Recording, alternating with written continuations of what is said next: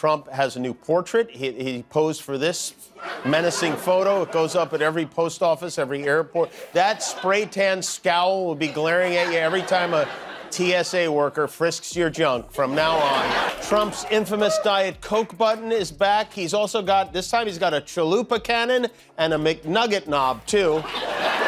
And he has another little button to lock the door when he hears Elon coming. The new regime has already redecorated the Oval Office. They moved in a bust of Winston Churchill, a portrait of Andrew Jackson, and this was smart. They put plastic covers on the couch in case J.D. Vance gets a little too lovey-dovey. Trump signed over 100 executive orders on day 2, one of them making fried chicken the new national bird. Okay, maybe not, but Kimmel's jokes about Trump's priorities are spot on. From pulling out of global agreements to pardoning Capitol rioters, Trump's been busy, but not too busy for church, right? Wrong. Wait till you hear what he said about the service. Before we move on, I'd like to ask you a small favor. If you appreciate this content, please take a second to like this video and subscribe to the channel. Over 98% of you watch the videos without subscribing. It costs you nothing, but it makes a huge difference to us. So, did you click the subscribe button? Great. Thank you so much. Now, back to the video, and now is the time for everyone to fasten their seatbelts because President Trump has returned to the White House and is redecorating it like a child who has just learned about glitter glue. On the second day of the operation, our favorite orange menace decided that the huge makeover of the Oval Office was something that needed to be done. Indeed, he did not disappoint. So great to finally have an energetic young president again.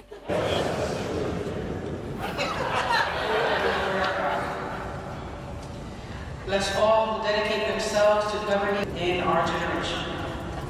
That was our president sleep farting his way through a service held in his honor at the Washington National Cathedral. They should have let him bring his sword in to play with to keep him. And yet somehow he can recite the entire Cheesecake Factory menu by heart. Consider the following scenario. President Trump storms into the Oval Office and yells, "Change it," while pointing at everything in the room. An abrupt transformation takes place in the room, which can only be described as a fever dream of a casino in Las Vegas. The walls are now covered in gold leaf wallpaper because there is nothing that more accurately conveys the word presidential than living inside of a gigantic Ferrero Rocher. There is, however, more to come. What do you remember about that infamous button for Diet Coke? However, what do you think? Welp, it's once again. As a matter of fact, Trump has restarted his preferred method of bringing forth carbonated beverages in a shorter amount of time than it takes him to tweet "Kaffafe." The question is, why stop there? According to the rumors, he has reportedly increased the size of his presidential desk by adding a few more buttons. He is now equipped with a chalupa cannon for satisfying his cravings for Mexican food late at night, and a McNugget knob for when he needs a quick snack in between insulting high-ranking officials from other countries. We are on day 2 of another round with President Donald Jocelyn Trump. Only 1,459 days to go. There's so many terrible deeds, but he's also done some fun things, like when he said this, and I want you to listen closely here, because the question is, does he say every day we get some penis? Every single day we get subpoenas. It's been 24 hours since he was sworn in. Already Donald Trump has ended the war in Ukraine on day 1, just as he promised he would. Oh, he didn't? Well, he should resign then, right? I mean... Even a Snuggie with a leopard print is elevated to a higher level by the new decor, which is so tacky. Self-portraits of Donald Trump have been added to every single place. Trump is portrayed in a variety of manners, including as the Mona Lisa, as Napoleon, and even as a horse. The experience is comparable to entering a mirror maze at a funhouse, with the exception that rather than your reflection, Trump's face is distorted in a variety of different ways. It is important not to overlook the solid gold toilet that serves as the focal point of the room, mainly due to the fact that to demonstrate that you are a man of the people, sitting on a golden throne is the ultimate way to put it. Simply because it is so shiny, you are able to see your reflection in it. Due to the fact that Trump is able to see his own reflection in it, it is highly probable that he installed it in the first place. Sir, this is a proclamation making the new national bird the fried chicken. Sir, this is a permit to build a Hooters directly in front of the Vietnam War Memorial. That's a big one. Sir, this one just says it's for something called a penis laser. I don't know what that means. That's a big one. A lot of big ones, huh? Oh, could you please make your signature huge and crazy? great. Oh, good boy. And then it was off to celebrate at his many inaugural balls.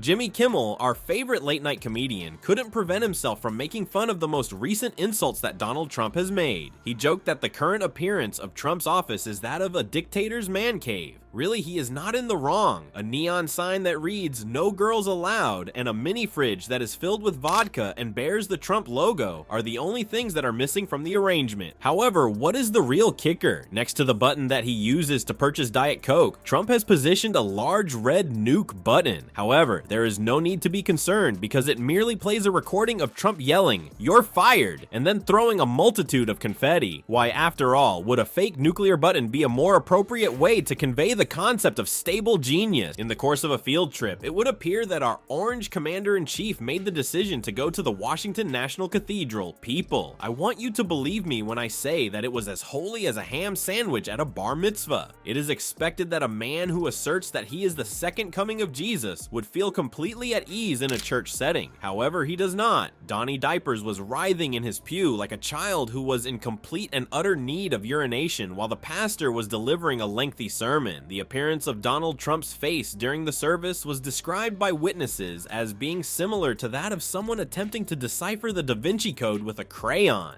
Did President Biden leave you a letter? He may have. Wait. Don't they leave it in the desk? I guess that's not his snack drawer. By next week, that letter will have been used as a napkin to wipe the horsey sauce off of his face. I don't know. Oh, What's in there? thank you, Peter. It could have been years before we found it. Wow. Thank you. What does it say on the outside? The bully is back at his pulpit, and his Sharpies are fatter than ever before. Have you noticed he's got big fat Sharpies now? It is possible that all of the talk about loving your neighbor and not being a big jerk just confused him for some reason. The real kicker, however, was the sermon that the bishop delivered on the subject of showing mercy to underrepresented groups. It would appear that our grumpy Trumpy's reaction to that was not very positive. There is a rumor going around that he stated that the bishop should have been wearing a MAGA hat instead, considering that there is no more effective way to convey Christian values than by wearing a hat that endorses divisive political slogans. To tell you the truth, when it was supposed to be the time to say the Lord's Prayer, Trump did not even bother to pretend to say it. The only thing he did was stand there, and it is likely that he was thinking about how to make his fake tan smell even more orange or about his next tweet storm. It appeared as though he was under the impression that the prayer was a spell that would bring in vegetables for him to eat. In spite of the fact that the orange turd was acting inappropriately at church, our late-night hero, Jimmy Kimmel, couldn't help but make fun of it. "Can you imagine being mad in a church?" he asked with a laugh. "You have the emotional maturity of a child who has just lost his favorite toy, Jimmy. And when you have that level of maturity, anything is possible. Like, could you please tell me what the cherry on top of this unholy Sunday is?" Trump had the audacity to criticize the service after it had already been completed, much like Gordon Ramsay would examine a toast that had been burned. "I didn't think it was a good service," he stated in response. "They are capable of a far greater amount. Please accept my apologies, Your Majesty." Are you of the opinion that the practice of Christian worship, which dates back 1,000 years, is not entertaining enough? In order to maintain your interest, it would be beneficial for them to incorporate pyrotechnics and a swimsuit competition upon the next occasion. On Trump's second day in office, Jimmy Kimmel roasted him, which was like watching a bad reality TV show with real-world repercussions. Kimmel's performance was like watching a reality TV show. When our favorite late-night comedian pointed out how ridiculous the situation was, we couldn't help but laugh out loud. As Kimmel cautioned viewers, it's only day 2. He brought attention to the unpredictability of Trump's presidency of the United States. Hold on tight, because the next 4 years are going to be a wild ride. It would appear that the audience was in agreement with it as well. People praised Kimmel's sense of humor and his ability to articulate how absurd Trump's actions were. And social media was ablaze with praise for Kimmel. To avoid crying, it is necessary to laugh at times, as the old saying goes. It is possible that we will require a great deal more laughter in order to make it through this circus of a presidency, particularly with Donnie Diapers in charge. It remains a mystery what the orange turd will do in the future. Keep a watchful eye out, everyone.